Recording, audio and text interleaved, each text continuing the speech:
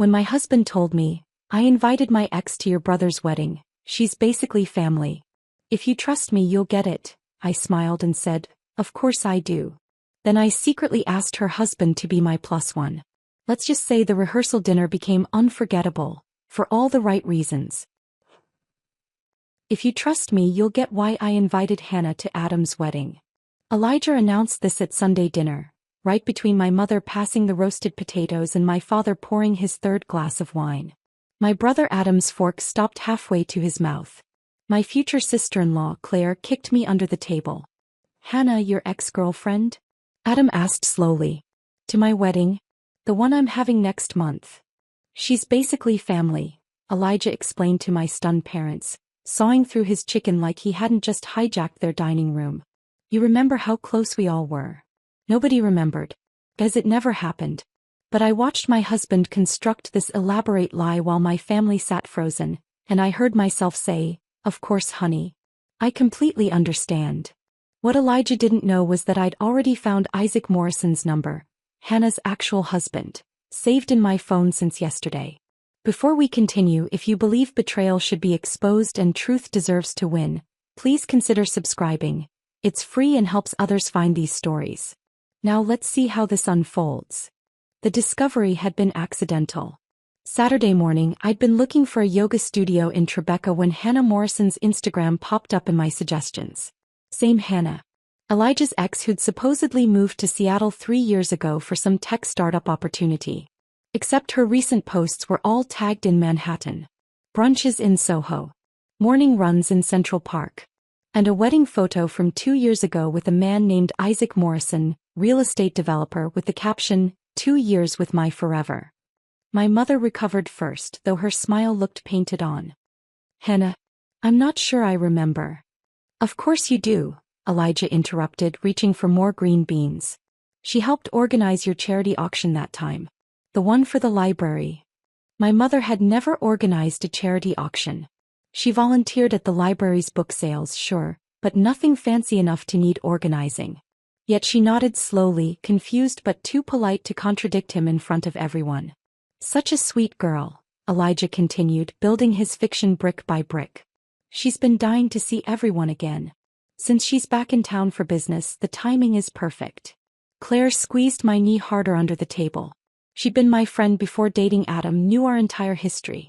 She knew Hannah had been gone from Elijah's life long before he met me. The relationship that had supposedly been ancient history, barely worth mentioning during our early dating days. My father cleared his throat. "Well, if she's important to you both." "She is," Elijah said firmly, finally looking at me. His eyes held something I'd never seen before. Not quite a challenge, but close. "Right, Esther?" The correct answer was no. The correct response was to ask why he was inviting his ex-girlfriend to my brother's wedding. The correct move was to point out the inappropriate nature of this entire conversation. Instead, I smiled and passed him the butter dish. "Whatever makes you happy, sweetheart." Adam set down his fork completely. "I don't remember meeting any Hannah." "You were probably away at college," Elijah said smoothly. Too smoothly. He'd prepared for this conversation, rehearsed these lies. "She was around a lot during that time." This was fascinating in its boldness. Adam had gone to Columbia, barely 40 minutes away. He'd been home every other weekend eating these same Sunday dinners. If Hannah had been around a lot, he would have met her. We all knew it. But Elijah kept going, adding details to his fabrication like an artist adding brushstrokes. "She knows all the family stories," he said, laughing at some private memory. "Remember that time at the shore house? 4th of July. We didn't have a shore house. We'd rented one once 5 years ago, long after Hannah would have exited his life. But my parents exchanged glances, trying to recall a memory that didn't exist while their son-in-law gaslit our entire family over pot roast. The rest of dinner blurred into a performance. Elijah playing the devoted husband, nostalgic about old friendships. My parents confused but accommodating. Adam silently furious but holding back for my sake. Claire practically vibrating with indignation beside him. And me, the understanding wife, cutting my chicken into smaller and smaller pieces while my husband recruited my family into his deception. After dessert, my mother's famous apple pie that tasted like sawdust in my mouth. Elijah helped clear plates while regaling my father with a story about Hannah's supposed new position at a marketing firm. More lies. According to her LinkedIn, which I'd memorized yesterday, she'd been at the same company for 3 years. In the kitchen, Adam cornered me by the dishwasher. What's going on? I don't know what you mean. Esther. His voice was low, urgent. I've never met this woman. Mom and Dad have never met her. Why is Elijah acting like she's some family friend? I focused on scraping plates, avoiding his eyes. Maybe you just don't remember. Stop. He grabbed my wrist gently. This is me. Tell me what's happening. Claire appeared in the doorway, standing guard. Through the dining room, I could hear Elijah laughing at something my father said. The sound made my skin crawl. I can't, I whispered. Not yet. Just trust me, okay? And act normal about Hannah coming to the wedding. Adam's face went through several expressions before landing on concern. Esther. Please. I'm handling it. He wanted to argue, I could see it. My baby brother who'd protected me from playground bullies and bad boyfriends, who'd vetted Elijah thoroughly before approving of our engagement. But something in my face made him step back. Hey. But if you need anything. I know. The ride home was silent except for Elijah humming along to jazz on the radio. His hand rested on my thigh, possessive and familiar. 4 years of marriage reduced to this performance. Both of us pretending everything was fine while secrets multiplied between us like cancer cells. At a red light, he squeezed my knee. Thank you for being so understanding about Hannah. I knew you would be. You're not the jealous type. The jealous type. As if betrayal was about jealousy rather than deception. As if inviting your ex-girlfriend to a family wedding was normal behavior for secure couples.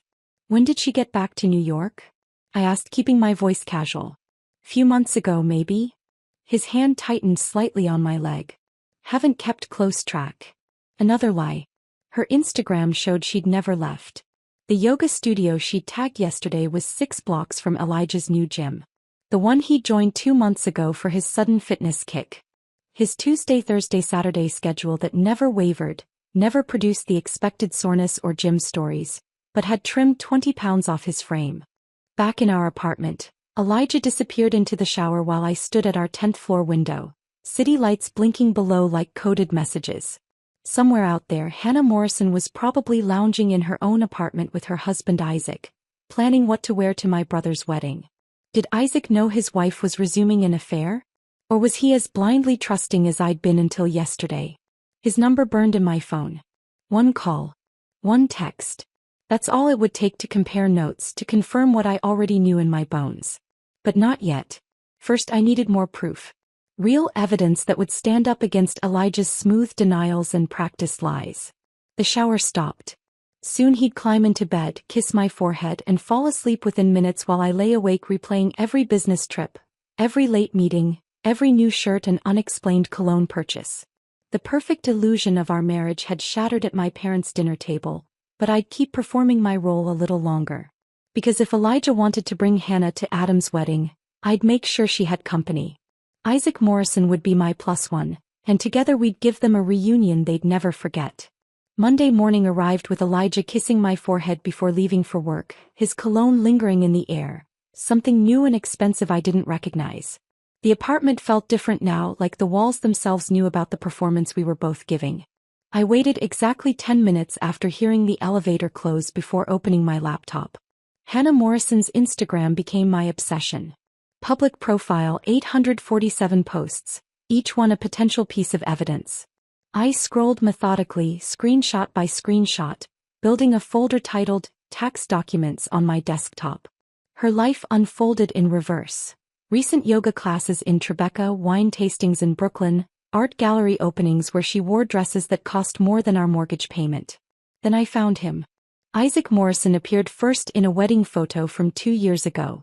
Tall, broad-shouldered, with the kind of tired eyes that suggested he worked too much. Real estate developer according to the tag. His own profile was harder to access, private settings, but his company page, Morrison Properties, was wide open. The conference schedule on his business page made my coffee go cold. Boston Real Estate Summit March 15th to 17th.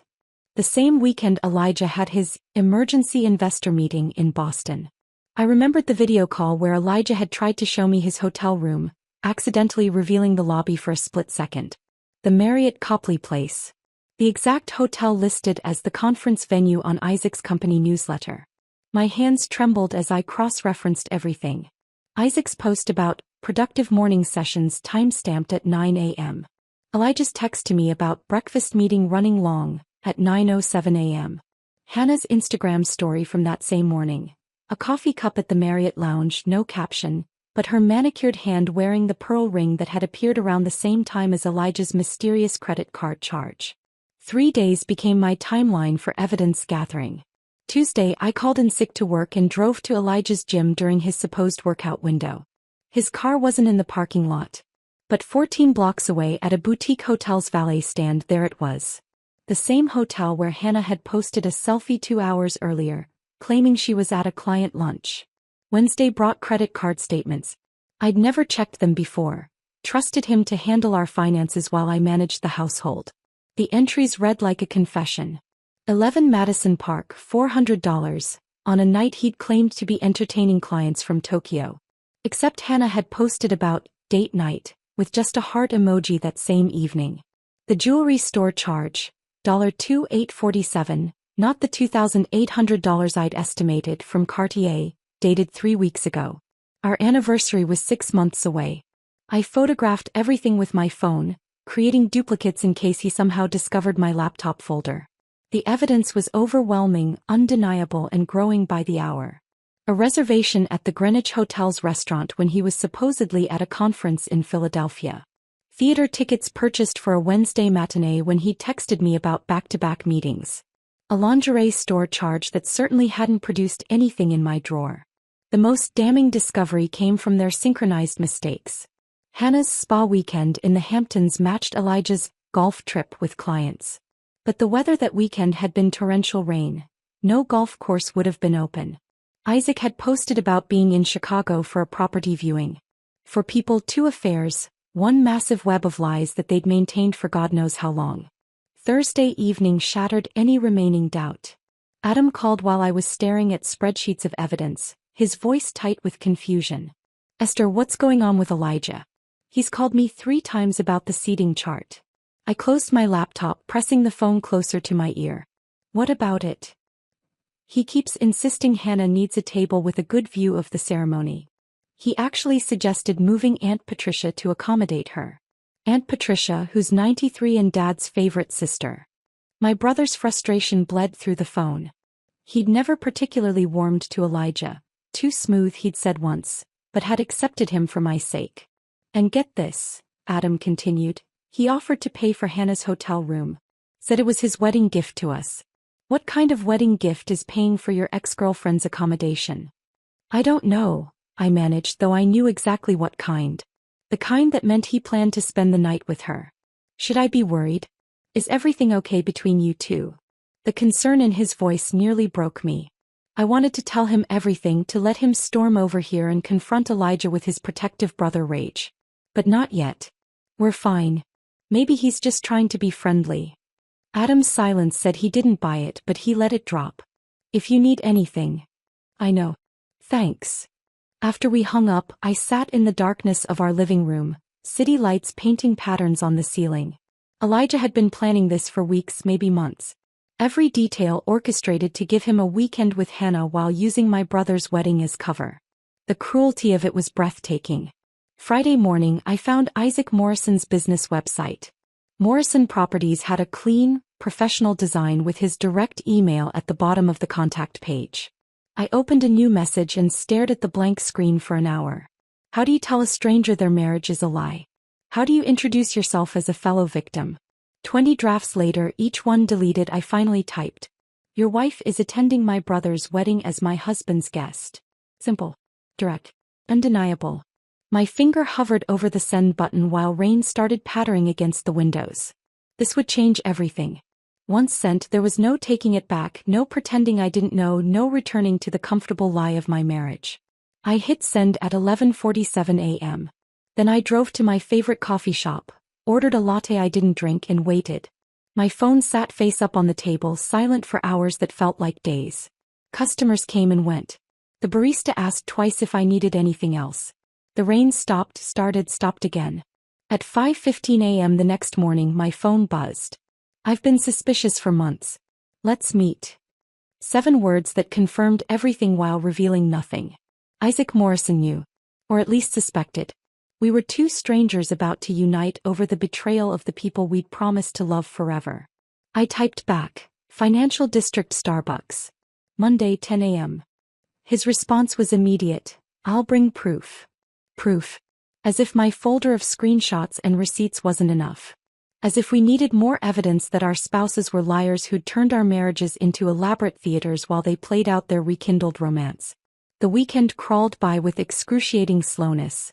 Elijah attended a Saturday client golf outing that lasted 9 hours, returning home with dry clothes despite the afternoon thunderstorm. Sunday he made breakfast, his guilt pancakes, I'd started calling them in my head, while humming off-key to jazz.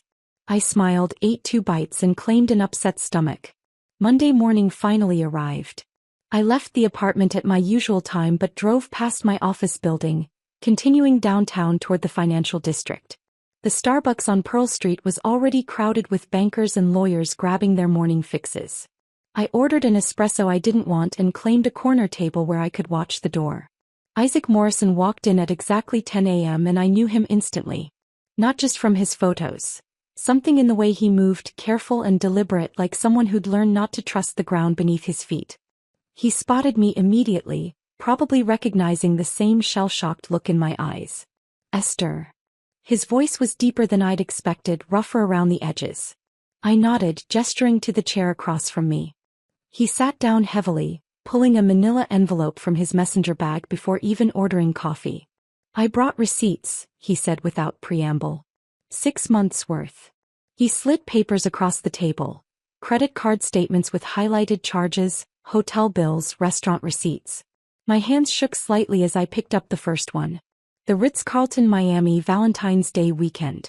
A charge for $3,200 that included couples massage, champagne service and a late checkout. Hannah said it was a work incentive trip, Isaac explained, his voice flat. Top performers at her company. Except I called her company. They don't do incentive trips. Haven't in 3 years due to budget cuts. The next receipt was from 11 Madison Park. $400 for dinner for 2, the same night Elijah claimed to be entertaining Tokyo clients. This was their anniversary dinner, Isaac said, pointing to the date. The anniversary of when they first started dating in college.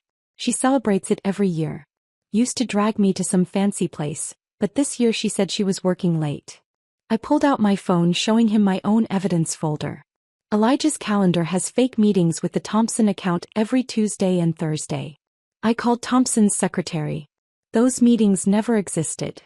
Isaac laughed. A harsh, broken sound. Hannah has him saved in her phone as Pilates instructor. Found that out when her actual Pilates instructor called about a scheduling change and I got confused. We spent the next hour creating a timeline on coffee shop napkins, mapping out the elaborate choreography of deception. Every business trip aligned with a conference. Every late night matched a work emergency. Every weekend apart had been carefully orchestrated. Miami conference, I wrote, drawing an arrow to Isaac's cruise receipt. Boston summit, he added, connecting it to my hotel charge. Golf weekend, I scribbled, linking it to Hannah's spa retreat Instagram posts. The pattern was so clear, so obvious once we laid it out. They'd been carrying on for at least 6 months, possibly longer. The recent intensity, Elijah's new clothes, Hannah's jewelry, suggested things were escalating. The wedding, Isaac said suddenly, staring at our makeshift timeline. Your brother's wedding. They're planning something. I nodded, sipping espresso that had gone cold. Elijah's been obsessing over the seating arrangements. Wants Hannah at the family table with the best view. Hannah bought a dress. $3,000 from Bergdorf's. Told me it was for her company gala, but I checked. There's no gala scheduled. We sat in silence for a moment, surrounded by the morning rush of the financial district, 2 strangers united by the implosion of our marriages. What do you want to do? Isaac asked finally. What do you mean? We could confront them privately. Pack their stuff, change the locks, serve papers. Clean and simple. I thought about it. The civilized route. The mature response. The path that would minimize drama and preserve dignity. Then I remembered Elijah at my parents' dinner table, lying to my family's faces, recruiting them into his deception. Or, I prompted. Isaac leaned back, a ghost of a smile crossing his face. Or we could give them exactly what they want. A wedding together. Just not the way they planned it. You mean? I come as your plus one. You're already invited, obviously. They walk in expecting their secret rendezvous and instead find us together. Public accountability. No room for denial or gaslighting. The idea was insane. Petty. Potentially explosive. It was also perfect. They'd be completely blindsided, I said slowly, warming to the concept. In front of your entire family. Their lies exposed with witnesses. We ordered another round of coffee. Real coffee this time, not props for our heavy conversation, and refined the plan. Isaac would arrive separately after Elijah and Hannah were already there. We'd time it perfectly for maximum impact. No violence, no screaming, just the quiet devastation of truth delivered in evening wear. Are you sure about this? Isaac asked as we prepared to leave. Once we do this, there's no going back. Our marriages are over. They're already over, I replied, surprised by my own certainty. We're just the last to know. That evening, I sat in my car outside our apartment building for a full hour. Through the 10th floor windows, I could see shadows moving. Elijah home from work, probably making dinner, playing the devoted husband while texting Hannah about their upcoming weekend. My phone rang. I'm sitting outside my house, he said without greeting. Hannah's inside making dinner. Acting completely normal. Kissed me when I got home like she didn't spend Valentine's Day in Miami with your husband. Are we really doing this? I heard him exhale slowly. I keep thinking maybe I'm wrong. Maybe there's an explanation. Maybe we're misreading everything. The receipts don't lie, Isaac. No, he agreed quietly. They don't. We stayed on the phone, two people sitting in separate cars, watching the windows of our fraudulent lives, drawing strength from shared devastation. Living this lie is killing me, I admitted. Every morning I make his coffee and pretend I don't know. Every night I sleep next to him and wonder if he's dreaming about her. Last night Hannah told me she loved me, Isaac said. While wearing the earrings I now know he bought her. How do they compartmentalize like that? I don't know. I don't understand any of it. Me neither. He paused. But I'd rather burn it all down than keep pretending. Even if we end up alone? We're already alone, Esther. We're just sharing beds with strangers who happen to be lying to us. He was right. The loneliness of deception was worse than the prospect of actual solitude. At least alone I'd have my dignity. My truth. My self-respect. Saturday's rehearsal dinner, I said. Lou Bernardine at 7. I'll be there at 7:30. Give them time to get comfortable. Isaac, what if we're making a huge mistake? His laugh was soft, almost gentle. Then at least it'll be our mistake, not theirs. After we hung up, I sat for another moment watching Elijah's shadow pass by the window. In 5 days, everything would change. The comfortable lie would shatter, replaced by whatever came after truth. It was terrifying. It was necessary. It was time. I walked into the apartment, legs still shaky from sitting in the car so long, to find Elijah in the kitchen with an apron on. Something I hadn't seen in 2 years. The smell of garlic and rosemary filled the space. He was making chicken piccata, my favorite, the dish he'd cooked on our third date when I knew I was falling for him. Perfect timing, he said, not looking up from the pan. Dinner's almost ready. Open that Pinot Grigio in the fridge. Tuesday. 5 days until the rehearsal dinner, and suddenly my husband had transformed into a character from a romantic movie. I uncorked the wine with steady hands, though inside I was screaming. This was guilt cooking. Every herb, every perfectly placed caper was an attempt to balance some internal scale. What's the occasion? I asked, handing him a glass. Does there have to be an occasion to cook for my beautiful wife? The word, beautiful, stuck in my throat. He hadn't called me that in months.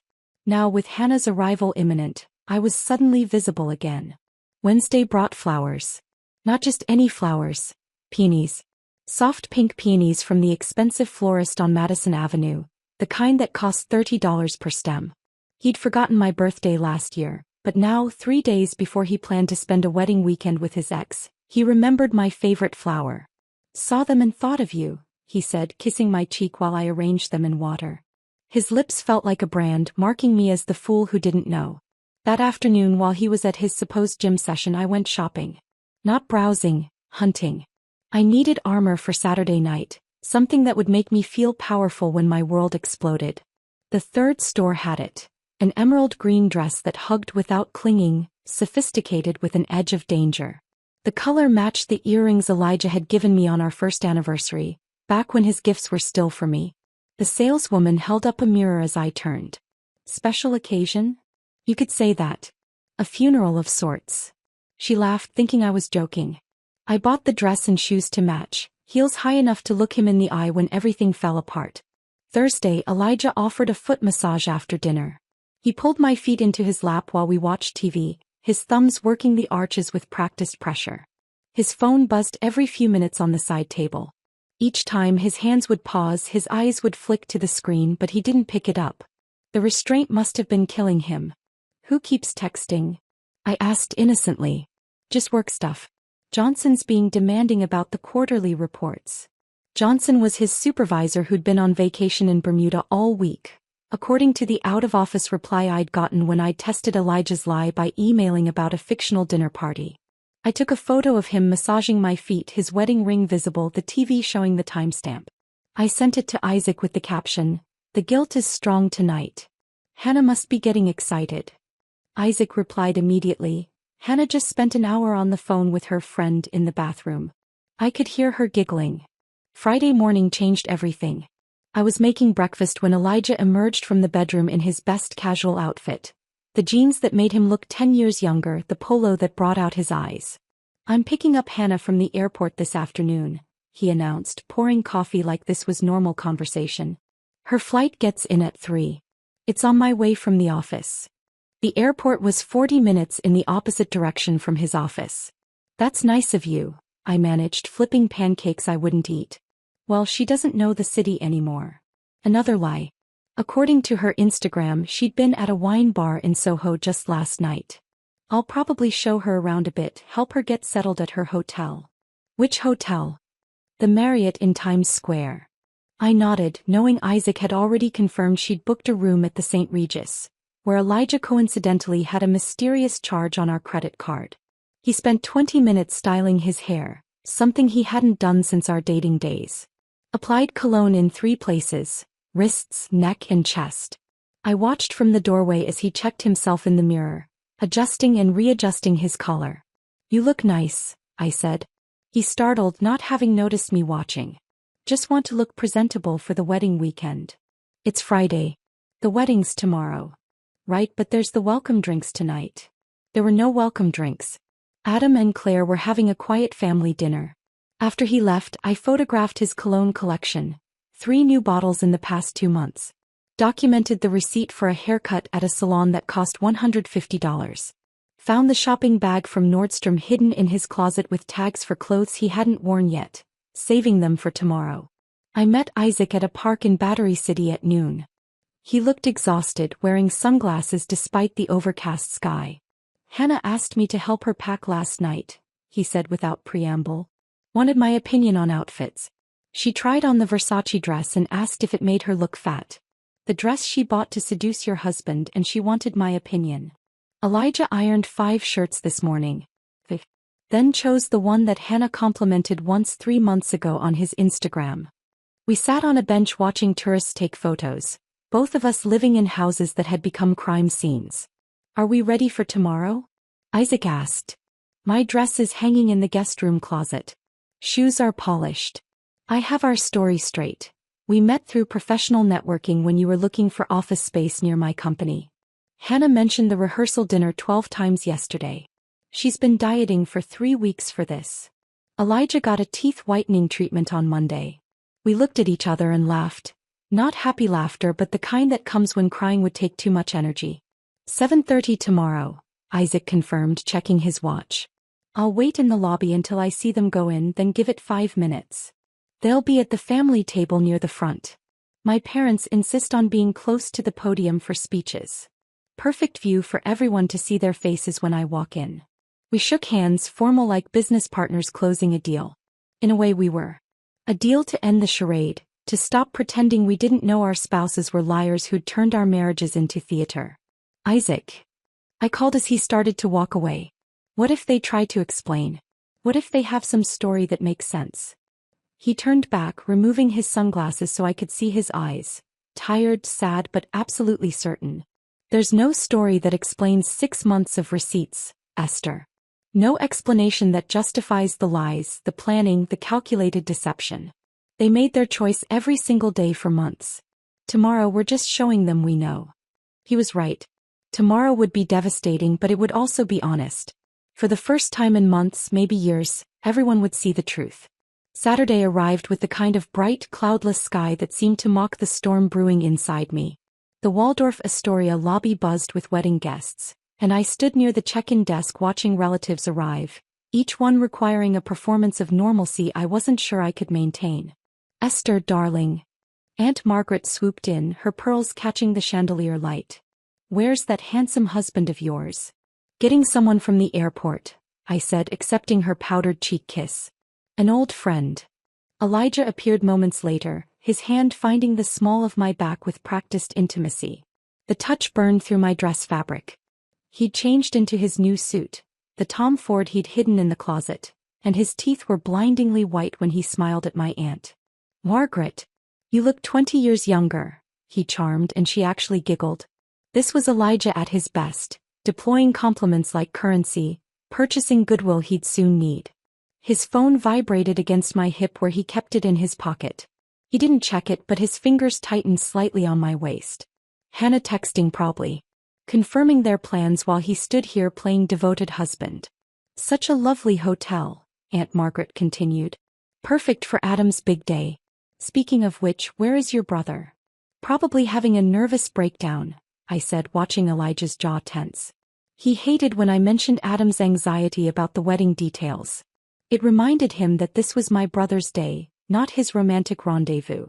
More relatives arrived in waves. Cousins from Boston, my father's business partner, Claire's extended family from Connecticut. Elijah worked the room like a politician, shaking hands and remembering names while checking his phone every time he thought I wasn't looking. His tie had been adjusted so many times that the knot was starting to look crooked.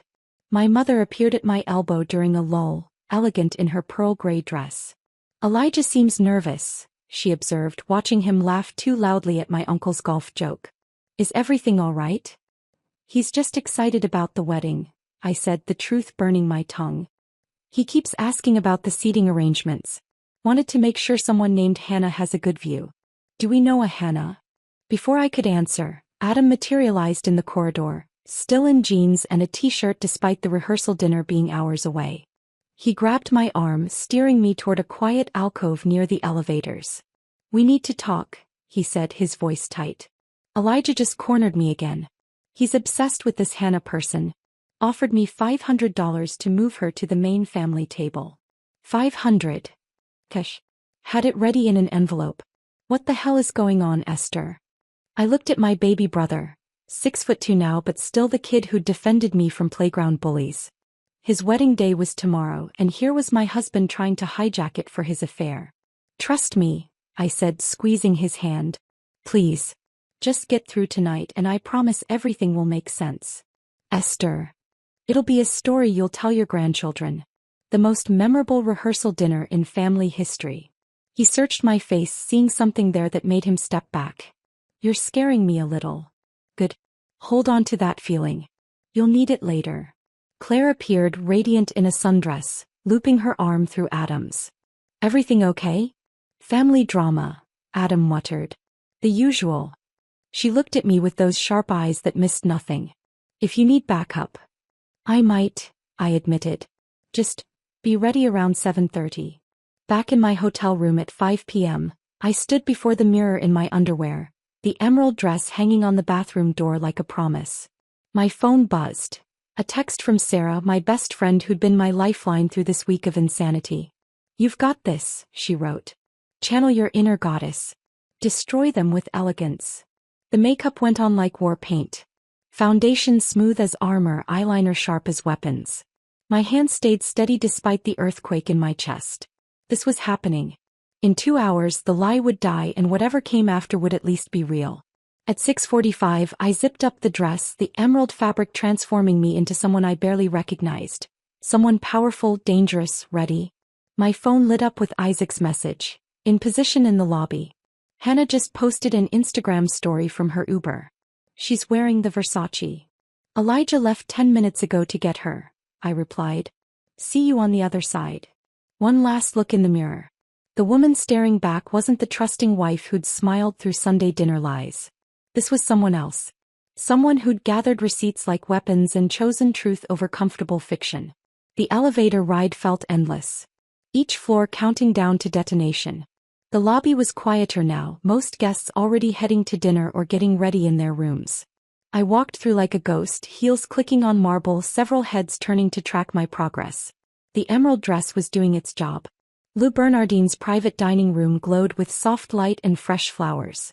My parents were already there, arranging place cards with the obsessive attention to detail that made them perfect party hosts. My mother looked up, her face brightening. Darling, you look stunning. That dress. Thanks, Mom. I picked up a place card with Hannah's name, noting its position at the family table, exactly where Elijah had paid to put it. Everything's perfect. The champagne flute someone pressed into my hand remained untouched. I couldn't risk alcohol, not tonight. I needed every brain cell firing, every reaction under control. 7:05. Cousins started arriving. Claire's parents. My father's brother from Philadelphia. I made small talk about tomorrow's weather forecast, about Adam's nervousness, about anything except the bomb about to explode in this beautiful room. 7:10. My phone vibrated. Isaac. They just walked in together. His hand is on her back. They're laughing. I typed back with steady fingers, incoming. Then I positioned myself with a clear view of the entrance, champagne prop in hand, smile fixed in place. The avalanche was rolling now, gravity pulling it toward impact, and there was no force on earth that could stop it. The door opened. Elijah walked in first, his face glowing with the particular happiness of a man who thought he was getting away with everything.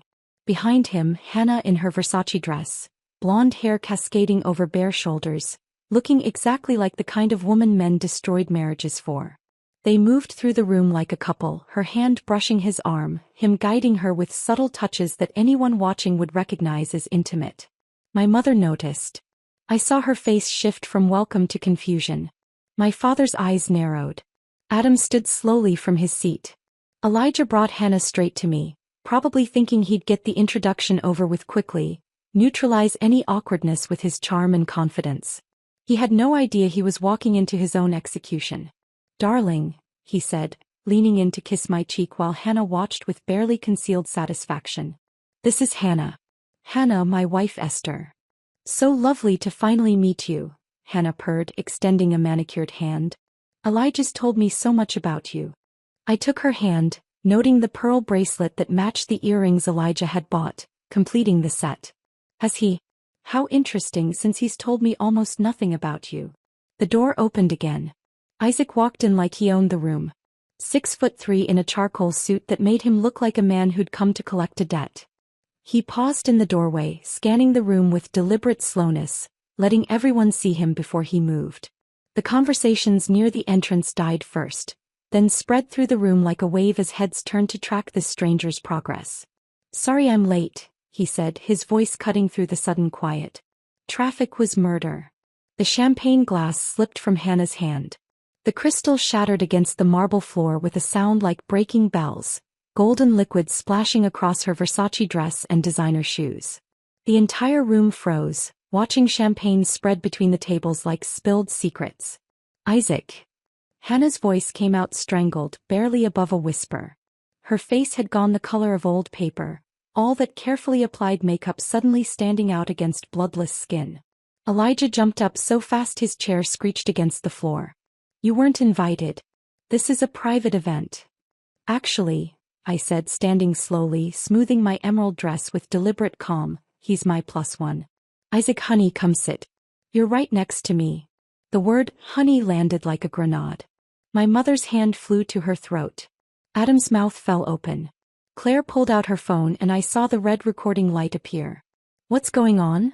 my father demanded, his voice carrying the authority of someone who'd built a business from nothing and didn't tolerate nonsense.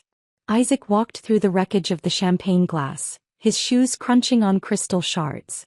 "What's going on is that my wife and your son-in-law have been having an affair for at least 6 months. He pulled out his phone, swiping through screens with practiced efficiency. "Should I start with the Miami cruise she said was a work incentive? Or the Boston conference where they shared a room at the Marriott?"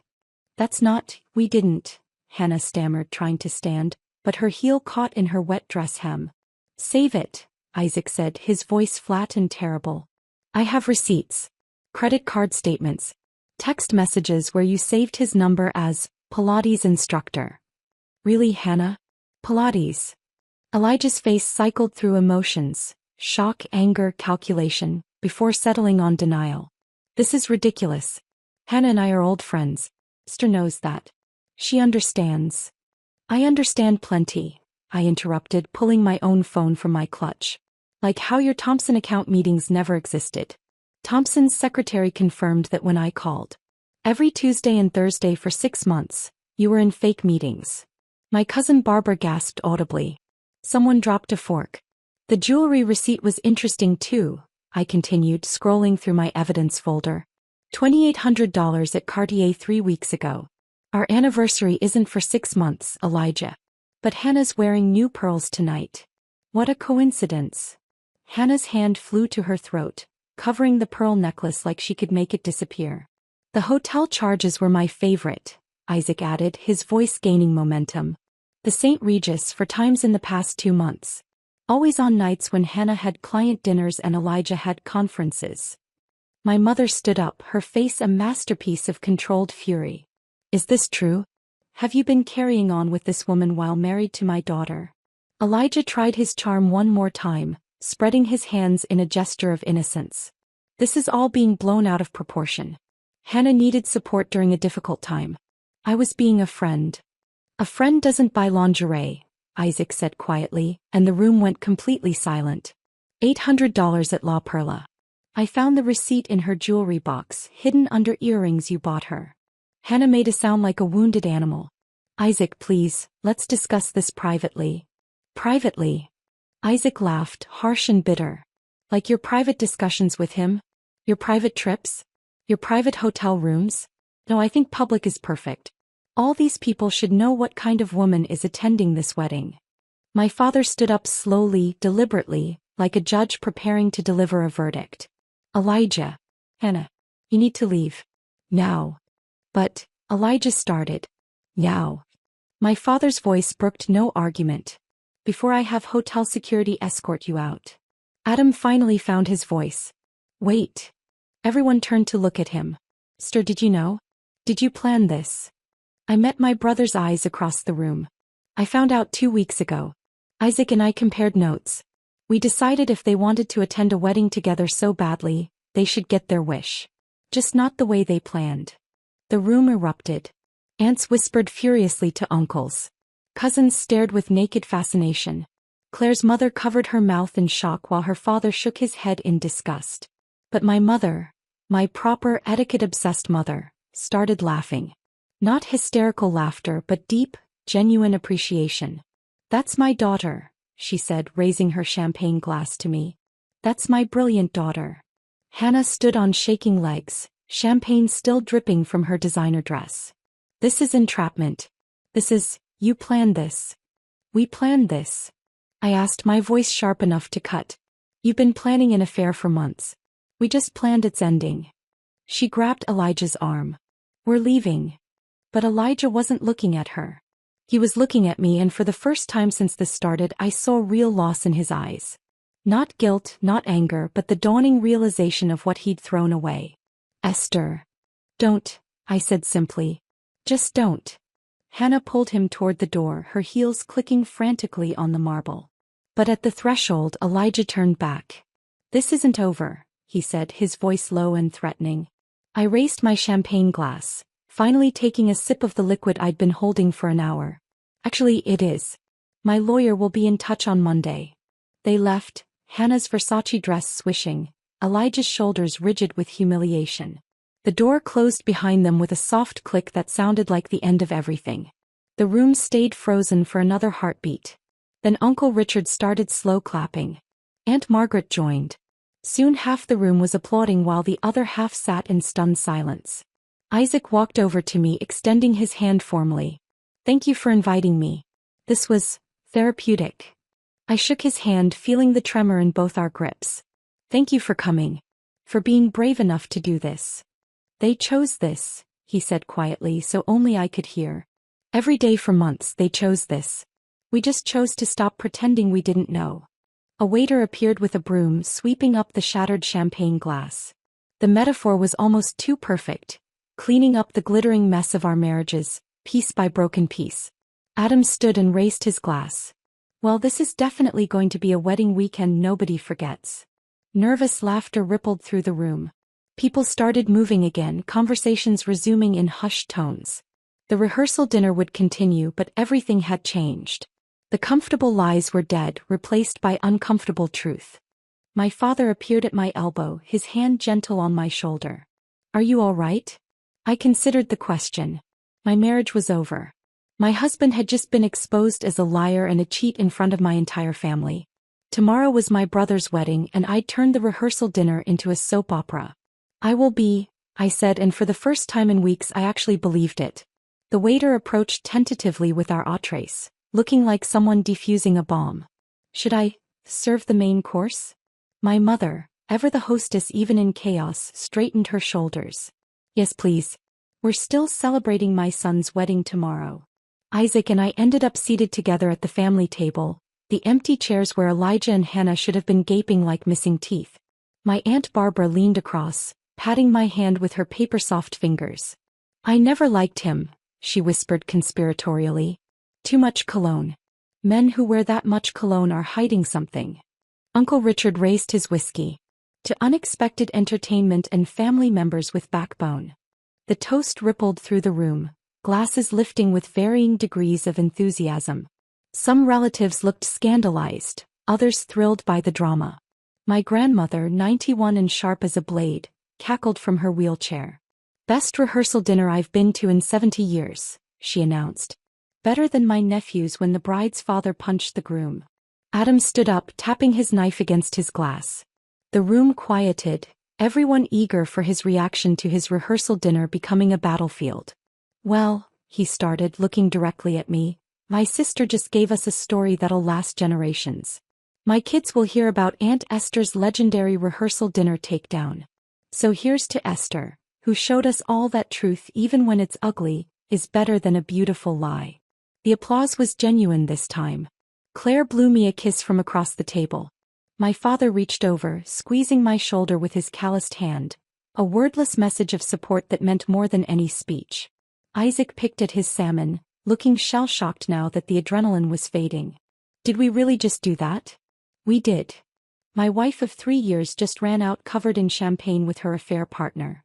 My husband of 4 years just got exposed in front of everyone I'm related to." We looked at each other and started laughing. Not happy laughter, but the kind that comes when crying would take energy we didn't have. The rest of dinner passed in a blur of careful conversation.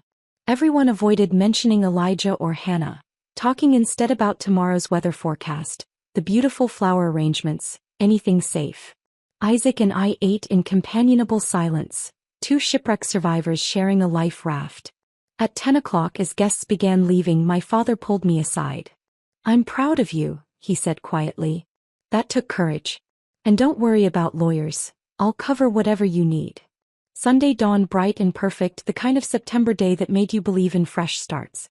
I stood in my bridesmaid dress, soft lavender that Claire had chosen months ago, watching her and Adam exchange vows in the hotel garden. No empty chairs, no unwanted guests, just two people promising to love each other honestly. When it came time for readings, I approached the microphone with Mary Oliver's poem about resilience. My voice stayed steady through. "Tell me, what is it you plan to do with your one wild and precious life?" But several guests dabbed at their eyes, understanding the subtext. During the father-daughter dance, my dad whispered, "Randall Clearwater is the best divorce attorney in the city. Already made you an appointment for Tuesday." "Dad." No arguments. That man humiliated you publicly. We're going to make sure he pays appropriately. The bouquet toss came after dinner.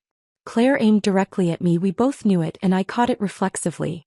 The crowd cheered, but I immediately handed it to my 16-year-old cousin Emma. Your turn for fairy tales, I told her. I'm taking a break from wedding traditions. Everyone laughed, but knowingly. The story had already spread through the reception like wildfire. Elijah's absence was explained in whispers, each retelling adding new details, some true, some embellished. My phone started buzzing during the cake cutting. I'd forgotten I'd turned it back on. 27 messages, mostly from numbers I didn't recognize. Then I saw Hannah's Instagram post, shared by a mutual acquaintance. Sometimes you learn that people you trusted are toxic. When someone's ex-spouse can't let go and creates elaborate scenes to embarrass you, it shows their true character. Rising above the negativity and focusing on my truth. The audacity was breathtaking. She was trying to flip the narrative, paint herself as the victim of a jealous ex-spouse. The comments were initially supportive, friends who didn't know better offering heart emojis and sympathetic words. Then Isaac struck back. He posted a simple timeline on his Facebook, tagged enough mutual connections to ensure visibility. February 14th, Hannah at work retreat, / receipt from Miami Ritz-Carlton for two. March 15th to 17th. Hannah at conference / Boston hotel charges matching Elijah's stay. April 22nd. Hannah buying work clothes / lingerie store receipt for $800. May 10th. Hannah at client dinner / reservation for 2 at 11 Madison Park. He ended with, receipts don't lie. People do. Within an hour Hannah's post disappeared. The comments on Isaac's timeline exploded. Friends expressing shock, choosing sides, sharing their own suspicions. Someone from Hannah's company commented that there hadn't been a work retreat in February. Another mentioned seeing her at a restaurant with a man who wasn't Isaac. By Monday morning Elijah had texted 18 times. I didn't read them, just screenshot them for the lawyer. His sister called, then his mother, both leaving voicemails about working things out, and not throwing away a marriage over a misunderstanding. A misunderstanding. 6 months of calculated deception reduced to a misunderstanding. Sarah came over Monday evening with wine and packing boxes. We're erasing him, she announced. Every trace. We went through the apartment methodically.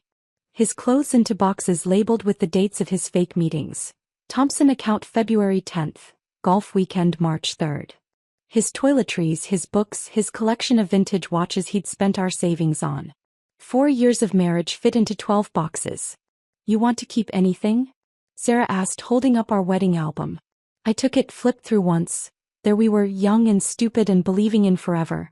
Then handed it back. Ship it to his mother. She paid for the photographer.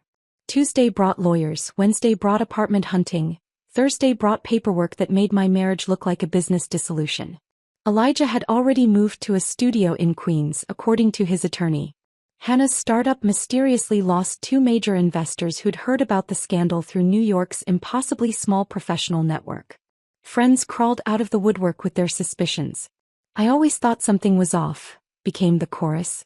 The way he looked at his phone. How he never included you in work events.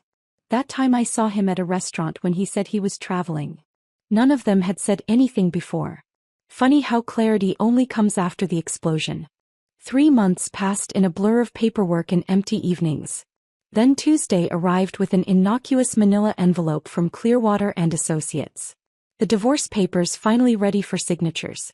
I sat at my kitchen table, my table now, not ours, and pulled out the Mont Blanc pen Elijah had given me for our 2nd anniversary. The irony wasn't lost on me as I signed my married name away with his gift. Each signature felt like shedding skin. Esther Blackwood dissolving back into Esther Carver. The woman I'd been before I'd believed in forever with someone who treated marriage like a convenience. I texted Isaac, papers signed. Meet for coffee. Pearl Street Starbucks in an hour. We need to celebrate. He was already there when I arrived, 2 lattes waiting. He looked different, lighter somehow, like gravity had loosened its grip. His wedding ring was gone, leaving a pale indent on his finger that would fade with time. To freedom, he said, raising his paper cup. To surviving, I countered. We clinked cups and laughed at the absurdity of toasting with coffee shop lattes to the end of our marriages. Did you hear about Elijah? Isaac asked, scrolling through his phone. LinkedIn says he's seeking new opportunities. Translation: fired. The partners at Elijah's firm had apparently taken a dim view of the scandal. Something about reputation and professional conduct. He'd updated his profile to consultant, which everyone knew meant unemployed with ego protection. Hannah's not doing much better, Isaac continued. Lost 3 major clients last month. Turns out nobody wants their brand managed by someone who became infamous for destroying marriages at a rehearsal dinner. I should have felt vindicated, but mostly I felt nothing. Their downfall was just consequence meeting action as natural as gravity. Are you dating? Isaac asked suddenly. Random question much? I met someone. Catherine. She's a pediatrician at Mount Sinai. He smiled, really smiled for the first time since I'd known him. She actually works her night shifts. No mysterious conferences. No Pilates instructor contacts. That's wonderful, Isaac. Your turn. Anyone? I thought about David, the chef I'd met at the farmer's market 3 weeks ago. He'd asked for my number while holding heirloom tomatoes, his hands stained purple from handling beets. On our first date he couldn't hide where he'd been. His fingers smelled like rosemary from prep work. Maybe, I admitted. A chef. Early days. A chef's perfect. Built-in lie detector. Can't claim he was at work if he doesn't smell like garlic. We met monthly after that, same coffee shop, same corner table. Not because we were clinging to shared trauma, but because we'd become actual friends. Who else could understand the specific betrayal of discovering your spouse's affair through Instagram stories and credit card receipts? Catherine joined us once, curious about the woman who'd helped Isaac through his divorce. She was lovely, warm, direct, with tired eyes that came from actual night shifts, not fabricated ones. She thanked me for being there when Isaac needed someone who understood. Most people say, just move on like it's that simple, she said. They don't get that betrayal rewires your brain. You saved him from going through that alone. David met Isaac the following month. They bonded over their mutual confusion about how anyone could throw away a marriage for an affair. David, whose restaurant closed at 11 every night without fail, couldn't fathom the elaborate lies our exes had maintained. I barely have energy to shower after service, he said, flour under his fingernails from morning bread. Managing a double life sounds exhausting. 6 months later, Adam and Claire's first anniversary arrived with a small party at my parents' house. The same dining room where Elijah had first announced Hannah's invitation, now filled with genuine laughter instead of lies. David brought dessert, individual chocolate soufflés he'd made that morning, each one perfect. He charmed my mother with stories about his grandmother's recipes, helped my father with the grill, and didn't check his phone once during dinner. The absence of deception was intoxicating. When Adam clinked his glass for speeches, he called me up first. My sister taught us something important at our rehearsal dinner, he said, grinning. She showed us that truth, even when it detonates like a bomb at a formal dinner, is better than living a lie. So here's my anniversary toast. May we all have the courage to trust with verification, love with respect, and if necessary, blow up a rehearsal dinner to save ourselves from beautiful deceptions. The room erupted in laughter and applause. Across the room I caught Isaac's eye. He was there with Catherine, both of them glowing with the simple happiness of honest love. We raised our glasses to each other, survivors acknowledging shared victory. During my speech I talked about trust being earned through consistent truth, not assumed through proximity. About how real love doesn't require secret meetings or saved contacts under fake names. How a marriage built on transparency might be less exciting than one built on deception, but it's also less likely to explode at a rehearsal dinner. Trust isn't blind faith, I concluded, looking at Adam and Claire. It's earned through 1,000 small truths. And if someone tells you to trust them while acting suspiciously, remember that actions speak louder than manipulative words. That night, back in my apartment, completely redecorated now with no trace of Elijah's presence, I sat with the journal Dr. Martinez had suggested. The therapist who'd helped me understand that exposing the affair publicly wasn't vindictive but self-preservation. I wrote about Elijah's words that had started everything. If you trust me, you'll get it. He'd been accidentally prophetic. I had trusted him and I did get it. I got that trust without verification leads to deception. That love without respect becomes manipulation. That staying in a beautiful lie hurts more than embracing an ugly truth. But mostly I got myself back. The woman who'd existed before I'd shrunk myself to fit into Elijah's deceptions. The one who could spot lies now from a distance, who valued truth over comfort, who'd learned that the best revenge wasn't destroying someone else but rebuilding yourself into someone who could never be fooled again. My phone buzzed. David texting from the restaurant. Closing soon. Saved you the last piece of chocolate cake. Also, I smell like fish stock, so you'll know exactly where I've been. I laughed, genuine and free. This was what honest love looked like. Unglamorous, verifiable, and somehow more romantic than any elaborate lie. I closed the journal and looked out at the city lights, the same view that had witnessed my marriage's destruction. Tomorrow would bring new challenges, next month would test new boundaries, next year might bring entirely different struggles. But tonight I was free. Free from lies, free from manipulation, free from wondering where my husband really was. Free to trust again, but this time with my eyes wide open, knowing that real love never asks you to ignore obvious deception. The Mont Blanc pen sat on my coffee table, a reminder that sometimes the best gifts come from the worst people, and sometimes endings written with expensive pens lead to better beginnings written in simple truth. If this story of betrayal and brilliant revenge left you speechless, hit that like button right now. My favorite part was when Isaac walked into that rehearsal dinner and Hannah's champagne glass shattered on the floor. What was your favorite moment? Drop it in the comments below. Don't miss more jaw-dropping stories like this. Subscribe and hit that notification bell so you never miss an upload.